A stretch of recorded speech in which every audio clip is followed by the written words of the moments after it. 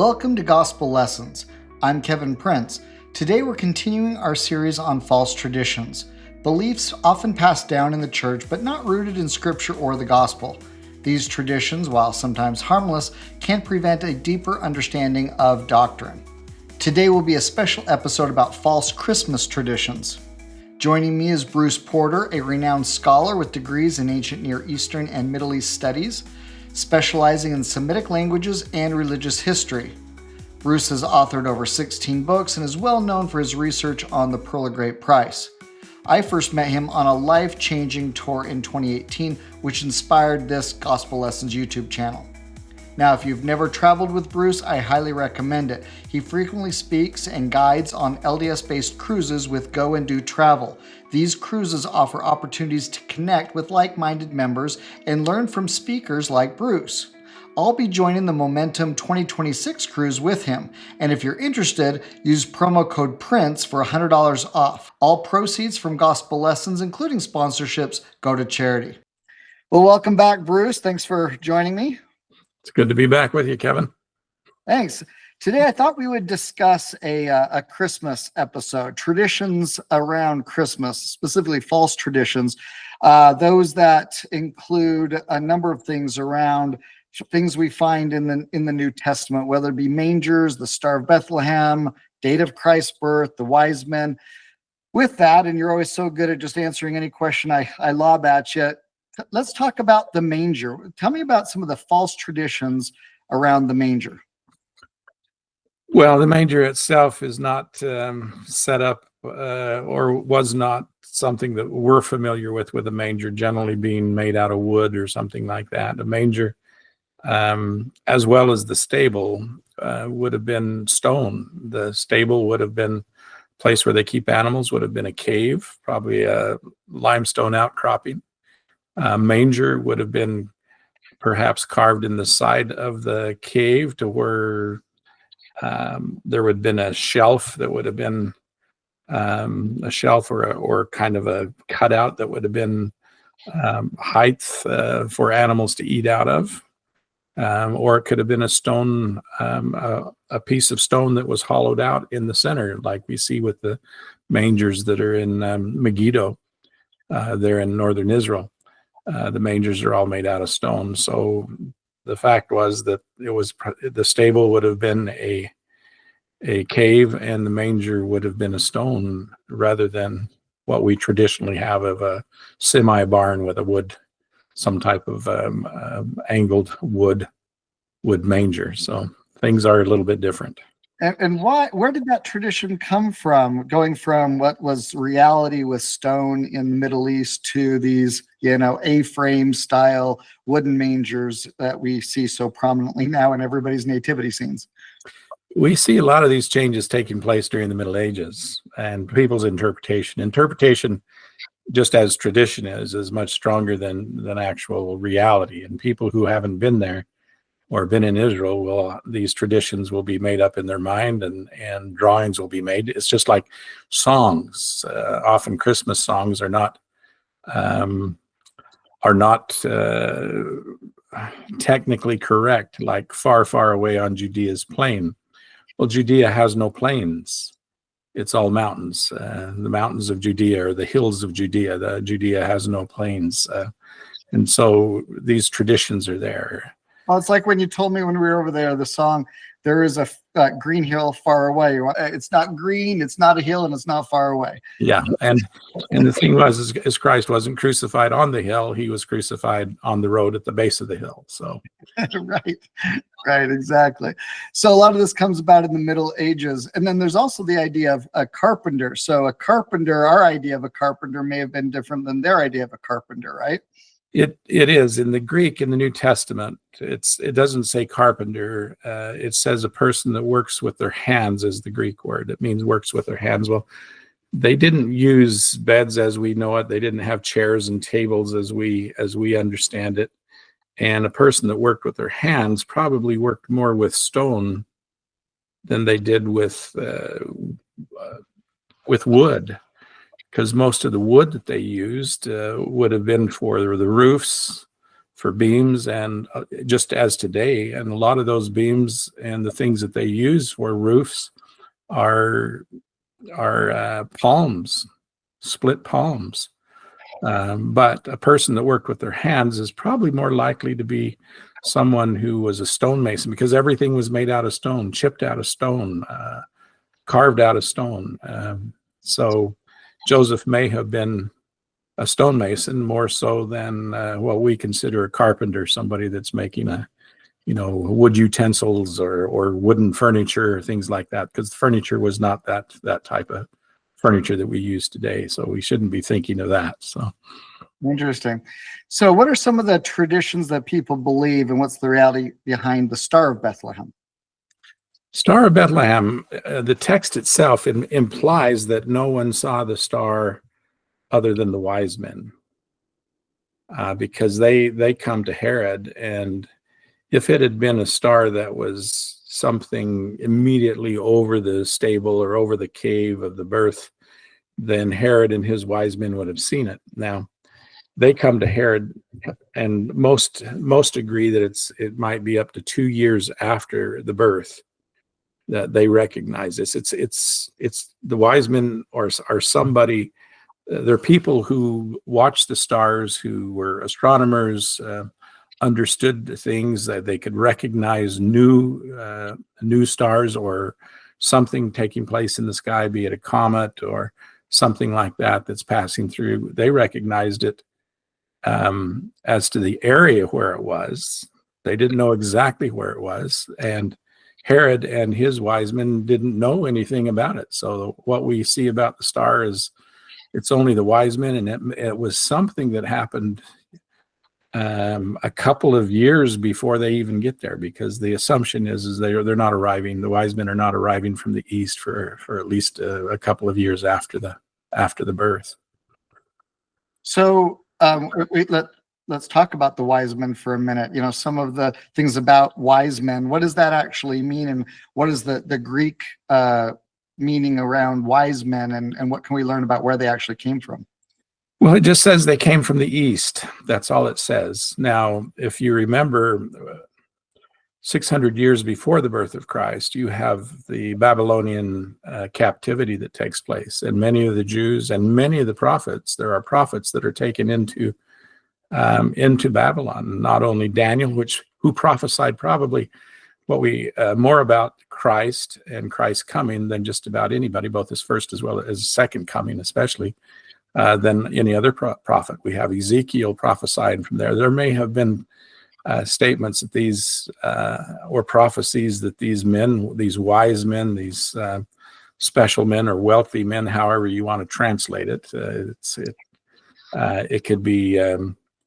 We sometimes use the word magi in reference to them, but it can mean scholars. It could mean people who studied the stars. It could mean astronomers. There's a number of words that it could mean, but there's somebody who recognized the events in the heavens connected with the prophecies of Christ. And those two things have to be there. When we see these things, when you start looking at Isaiah chapter 13, or you look at D&C 29 or 88, you'll see that the prophecies of the coming of Christ, both first as well as second, and in the Book of Mormon with Samuel the Lamanite, the prophecies concerning the coming of Christ, both first and second, are connected with signs in heaven and on earth. There's different signs that are connected with his coming, with his birth as well as his second coming. We see the sun being dark and the moon turning to blood, the stars falling from heaven. See, that's all astronomical events that are taking place in reference to his coming. Well, these same prophecies and of prophets that these wise men may have read are connected to his first coming too. So, but Herod didn't know where he was. They even Herod asked him, he says, when you find out where he's at, come back and tell me so I can worship him also, which was really not quite a true statement. Yeah, he was trying to get a little sneaky there. Good thing that they snuck out another way, just went back to their lands. But I had heard that that you mentioned magi, that the wise men really means magi, and magi has the connotation of a priestly caste in Persia. Is that also a tradition, or is there something to that? No, it is. The Magi would have been a priestly caste, but you have to understand that the priests are considered those who are connected and familiar with the prophecies, and they're the ones that read not only the stars, but it might be, as in Mesopotamia, they would read the livers of the sheep that were sacrificed before a war or something like that to give at least give advice for what's coming. So they're educated, and they have to be familiar with the prophecies, or they wouldn't come looking for him. They have to be familiar with the stars. So they could have been a priestly class. Interesting. So there's also the tradition around that there were 3 wise men and that they were also at the manger. What about those 2 traditions? Well, it doesn't say how many. The assumption is made, again, coming back to the Middle Ages and traditions, the assumption is made because there were 3 great gifts, gold, frankincense, and myrrh, that each one brought a gift. And so we attribute there to be 3. You have to keep in mind that 3 wise men are not going to be traveling across the desert or on the Fertile Crescent alone without some type of entourage or some type of protection, especially if they were in the upper echelons of any government or political in any political capacity. They're gonna have guards. There's going to be people with them, and they'd probably be traveling perhaps with many people, maybe even in the hundreds, as they travel to travel into Palestine at that particular time. So we shouldn't assume that there's only 3, and it could be many, but there would have been quite a large entourage if they were traveling from the east, and they're not coming straight across from across the Saudi Arabia. They're not, if they were from Mesopotamia or even Persia, they're not going to go due west to get there. They're going to go hit the waterways, the Tigris Euphrates River Valley. They're going to go up that Fertile Crescent to the north into what we might call southern Turkey or northern Syria, and then they're going to come back down along the coast through Damascus and down that way. That's the way they would be coming, unless they're coming from the west, and then they would come from Egypt. But we're told that they come from the east. Interesting. So, and were they likely riding camels? My little nativity scene has them all with one camel. Probably with camels. If they're coming across the desert, that was the mode of transportation. Anciently, they didn't come on donkeys. That's too slow and too rough. But camels was the main mode of travel and commerce. Commerce came via camels. Those trains and caravans of camels would have been one of the ways that they would have traveled. Just to Lehi probably left when he left Jerusalem 600 BC. He probably traveled on camels and with camels in order to carry the tents and things that the things that he needs to take with him. I've heard that they probably didn't ride on the camels if they were part of this priestly caste, but rather rode horses. But camels would have been there to carry all the gear and all of that. Is that right, or would they have actually ridden on the camels? It could be. You see, people do both. If they, depending on the load that the camels have. I've seen in Egypt. I've seen camels carrying large bundles of sugarcane, and a guy sitting on top of the sugarcane and riding the camel. And going across sand, it's much easier to ride a camel than it is to walk in sand. Walking would be very hard, not only for a human, but for a horse. When you have dry sand or loose sand, a horse has a hard time just because of the size of the hooves, where the camel's feet are geared for the sand. So the text is silent as to how they got there, whether they rode horses. Now, once they get into the river valleys, they might be able to do that and follow in harder ground for horses. But camels are more desert sand animals than the horses are. But we don't know for sure. I mean, they had horses in the east and they used them all over the place, but camels were used mostly for long distances, especially in dry climates. Interesting. So we have the record of the Book of Mormon with the birth of Christ having the event of a day, night, and a day as one day. But that event didn't seem to happen in the Middle East. At least there's no record of that same event happening. How do you reconcile those two things? Well, they're almost on different sides of the world. Now, and I'm not saying this is what happened, but if it were a comet that heralded the birth of Christ, that comet can, and some comets do and can, light up the night sky. Well, that comet, the Book of Mormon lands would have been much further east than perhaps even where the Magi or where the wise men came from. But if they were far east and a comet came through, you could have light. There could be light in the evening. Now, again, that's just guesswork. It could be, if it were a comet, that comet that heralded the birth of Christ might have been the one that landed or that actually became a meteor that hit the earth at the death of Christ. It could have been the same one, an earth-crossing asteroid that ends up hitting the earth at his death, 33, with a cycle or an orbit of 33 years. That could have been one that heralded it, and one that also recognized the death of Christ too, that caused the earthquakes, which what's described in the Book of Mormon, and even the events that take place in Israel at the death of Christ. These are events that are almost exactly a result of an asteroid impact. If you look at Victor Klube and Napier's book, The Cosmic Serpent, they go into the effects of a land impact and the effects of an oceanic impact. And the things that are described in the Book of Mormon are exactly what we would expect from an impact. So the star that heralded his birth could be the comet, or the asteroid that heralded his birth could be the one that signaled his death the world over at the same time. Now, the interesting thing about that is, because we can use like Stellarium software and stuff like that to track comets and all of that, there isn't a record of a comet that would have passed at his birth that could have potentially, hit the earth.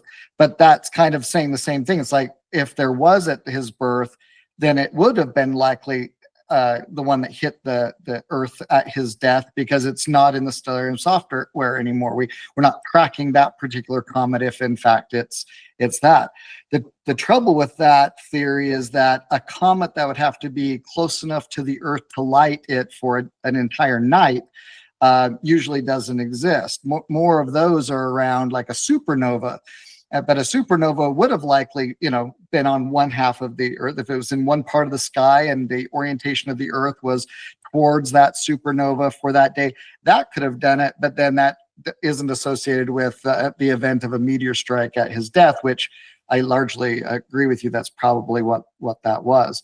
What do you think with all this, especially, and I hate leading the witness here, but especially in the context of, if it were just a regular star in the sky, and the wise men were theoretically following it. If you think about it, the stars move through the night, because we're rotating on a planet. So if they were literally following the star, they'd be going in a circle every night. Exactly. So what do you think with all of that related to a star? I think it's connected to prophecies that they were familiar with. If the prophecies that they were familiar with, that the King of Kings was going to be born because at this astronomical event and this astrological event, then they would recognize those prophecies. Now, Daniel talks of Jerusalem. Daniel talks of all of these different things, and if they were familiar with those prophecies, and perhaps even some of Ezekiel that may have done, as well as other prophets that we may not know about, it may have been that this event would signal, just as Samuel the Lamanite talked about it. He said this event is going to signal the birth of Christ. And so that, I think, was what they were familiar with, not necessarily like we're going to follow this star, because it doesn't say they followed the star. That it talks about that there was a star or something in the sky that, and so I think it's a connection of an event with prophecies that they knew the area where he was going to be born, and so they were going to that area. That's why they come to Herod and say, "Okay, where's the King of Kings? We're Exactly. here. We're in Palestine." So, yeah, rather than literally following the star like it's a guide in the sky, they see the star, and when they see it, they know they need to go to Jerusalem where the King of Kings is going to be born. If it's 2 years after the fact, then they will have witnesses of those that were around, the shepherds that were there that night, as well as as other witnesses that of these different events, the angels or whatever it happens to be. And probably witnesses that would have not wanted to speak to Herod about where this was, but would have been more than happy to talk to these individuals who were coming to bear gifts for the King of Kings. So very possibly, yeah. 2 years later, they could have look. Yeah, they asked Herod. They could have asked others. Who this was and where he is, and been directed to him. Yeah. Herod always expected a threat to the throne. He always expected that, even so much so that he's killing his own family. Because of his fear of a threat to the throne. And we see that historically. You always have the one who has the right to have the priesthood, the one who has the right of authority from God, and then the one who's trying to usurp that authority. And we see that this almost the same event taking place, where when Moses is born, or you can go back to Abraham. When Abraham is born, the prophecies that Nimrod realized through his wise men is that when he comes out, there's one star that swallows others, and he questions his wise men what that is. And he says, well, the one who really has the right to that authority is going to be born. So Nimrod has all of the male children 2 years and younger, and those who are born slain. The same thing happens at the time of Moses. These are the two great priesthood leaders. The same thing happens at the time of Moses, and then the same thing happens at the time of Christ. So we always have the threat between the worthy and righteous priesthood holder and the one who's trying to usurp that power. Yeah, another great example of multiple fulfillments of prophecy in Scripture. Like and subscribe to be sure not to miss part 2 of false Christmas traditions and beliefs, because I guarantee you haven't heard the one at the end of part 2. It's the gift that keeps on giving the whole year. Thanks for watching.